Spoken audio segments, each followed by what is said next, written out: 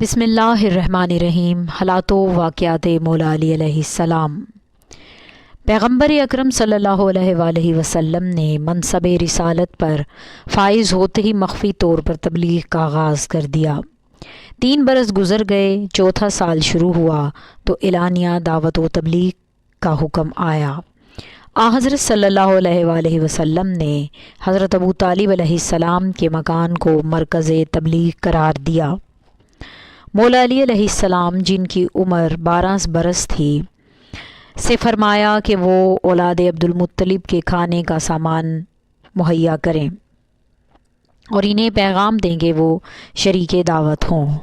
مولا علی علیہ السلام نے 1 ران گوشت، 1 پیالہ دودھ اور 3 سوا 3 سیر آٹے کی روٹیوں کا بندوبست کیا۔ مقررہ وقت پر تقریباً 40 افراد جمع ہو گئے۔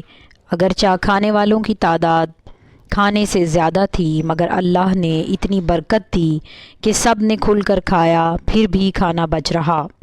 جب یہ لوگ کھا پی کر فارغ ہوئے تو حضرت صلی اللہ علیہ وآلہ وسلم اپنی رسالت کا اعلان کرنے کے لیے کھڑے ہوئے، مگر ابو لہب نے مجمع سے مخاطب ہو کر کہا کہ یہ تمہیں تمہارے آباء و اجداد کے دین سے بے راہ کرنا چاہتے ہیں، دیکھو ان کی باتوں پر کان نہ دھرنا۔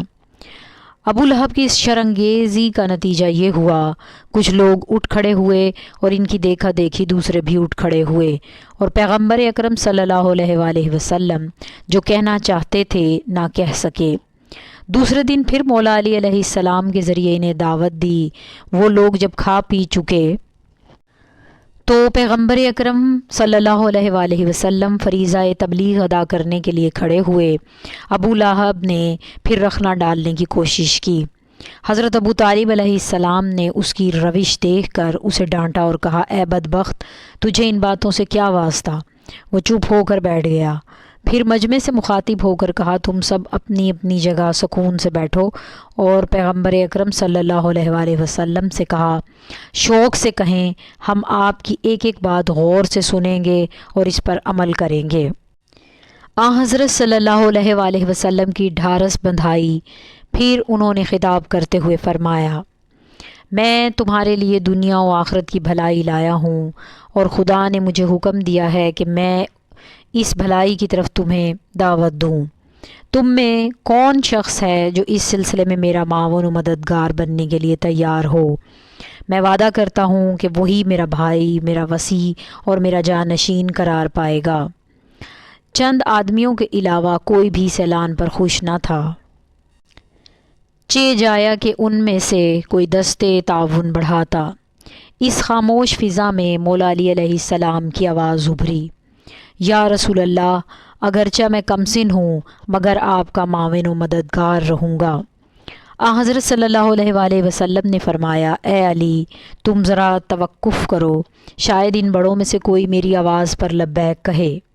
جب 3 مرتبہ کہنے سننے کے باوجود کسی نے کوئی جواب نہ دیا تو آپ نے مولا علی کو قریب بلا کر ان کے سر پر ہاتھ رکھا اور فرمایا، یہ میرا بھائی، میرا وصی اور میرا جانشین ہے، تم سب کو لازم ہے کہ اس کی بات مانو اور اس کی اطاعت کرو۔ قریش نے یہ اعلان سنا تو ان کے لبوں پر تحقیر آمیز مسکراہٹ ظاہر ہوئی۔ کنکھیوں سے ایک دوسرے کو دیکھا اور اسے ایک مضحکہ خیز بات سمجھ کر اس کا مذاق اڑایا۔ حضرت ابو طالب علیہ السلام سے کہا، تم بھی اپنے بیٹے کی بات مانو اور اس کی اطاعت کرو۔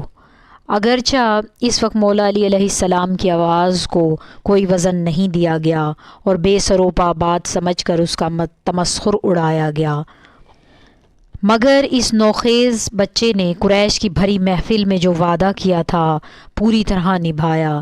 کٹھن سے کٹھن موقع پر پیغمبر کے لیے سینہ سپر رہا۔ اس دعوت ذوالعشیرہ کے اعلان سے مولا علی علیہ السلام کی خلافت کی بنیادی حیثیت پر بھی روشنی پڑتی ہے۔